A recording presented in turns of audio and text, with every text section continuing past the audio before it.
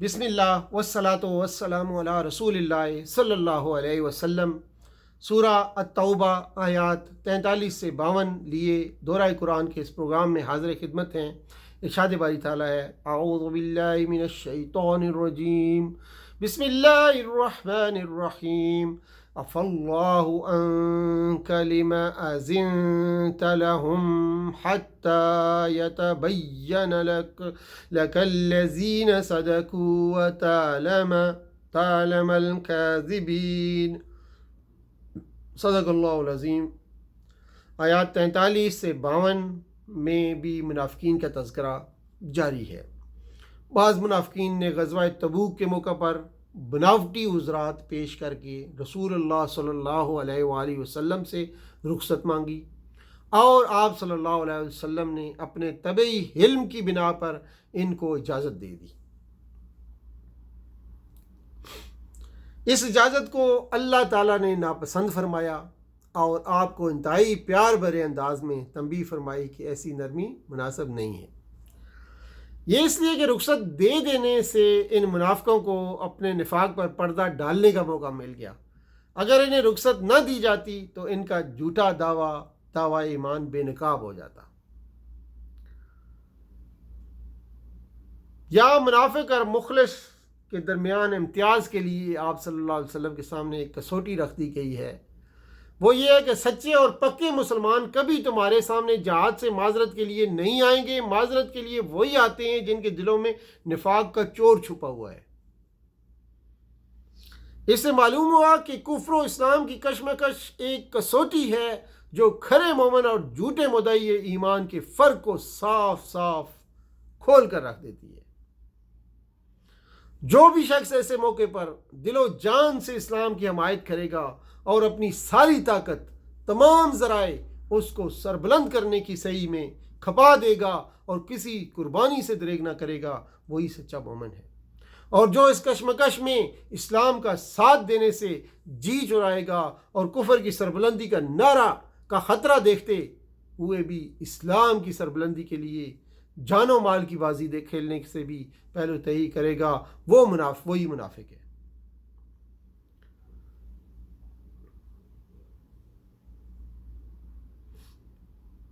آگے ارشاد ہوتا ہے، خبالہ کا بھی لفظ یہاں پہ آیا ہے۔ خبالہ خبلہ یخبلو کا مصدر ہے، جس کے معنی ہے اس خرابی کی ہیں کہ جو عقل و فکر پر اثر انداز ہو اور بے چینی پیدا کر دے۔ یعنی اگر یہ لوگ تمہارے ساتھ جہاد کے لیے شمولیت کریں تو بھی یہ شر و فساد میں اضافہ کے علاوہ اور کچھ نہ کریں گے۔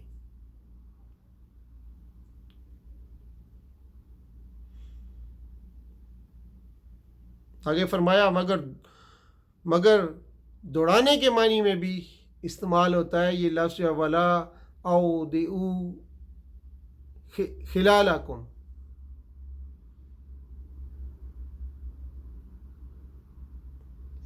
یعنی وہ تمہارے درمیان چغل خوری اور باہمی فساد پیدا کرنے کی کوشش کریں گے، اس کے سوا کوئی فائدہ نہیں دیں گے۔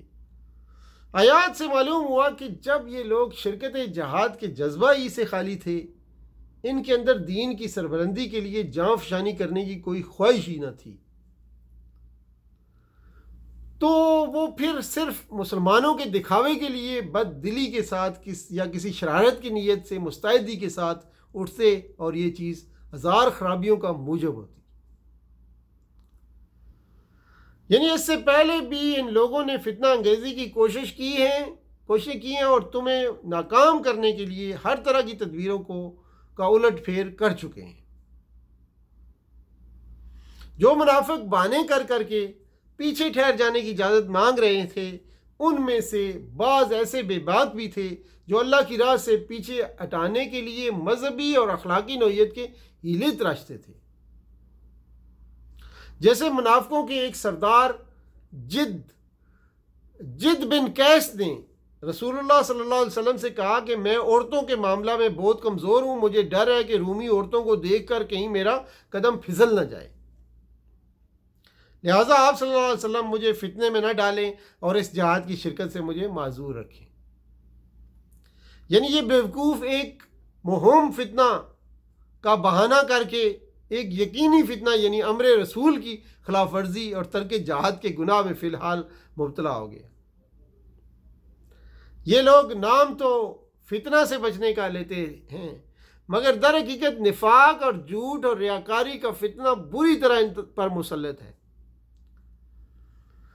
اور کفر و اسلام کی فیصلہ کن کشمکش کے موقع پر اسلام کی حمایت سے پہلو تہی کر کے یہ اتنے بڑے فتنے میں مبتلا ہو رہے ہیں جس سے بڑھ کر کسی فتنے کا تصور ہی نہیں کیا جا سکتا۔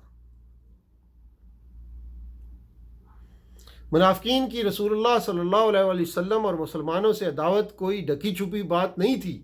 مسلمانوں کی ہر خوشی سے انہیں تکلیف ہوتی تھی اور ان کی ہر تکلیف پر خوش ہوتے تھے، اور کہتے تھے کہ ہم نے تو پہلے ہی احتیاط کر لیا تھا اور جنگ کے لیے نہیں نکلے تھے، اسی لیے تو آج اوروں کی طرح قتل نہیں کیے گئے۔ یہاں اللہ تعالیٰ نے ان منافقین کی ان بکواسات کا جواب دیا ہے کہ آپ صلی اللہ علیہ وآلہ وسلم ان سے کہہ دیجئے کہ ہمیں اگر دنیا میں کوئی خوشی ملتی ہے تو اللہ کا انعام ہوتا ہے، اور اگر کوئی تکلیف پہنچتی ہے تو وہ بھی اللہ کی مشیت ہوتی ہے۔ تمہیں اپنے قتل نہ ہونے پر خوش نہیں ہونا چاہیے، جب تمہاری باری آ جائے گی تو کوئی تدبیر تمہیں نہیں بچا سکے گی۔ چنانچہ فرمایا فَاللَّهُ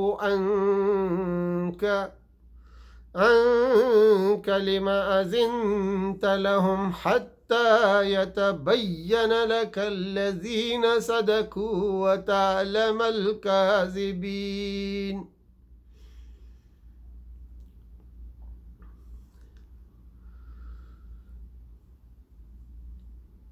تو یہ تھیں آج کی آیات بینات جو آپ کی خدمت میں پیش کی گئیں۔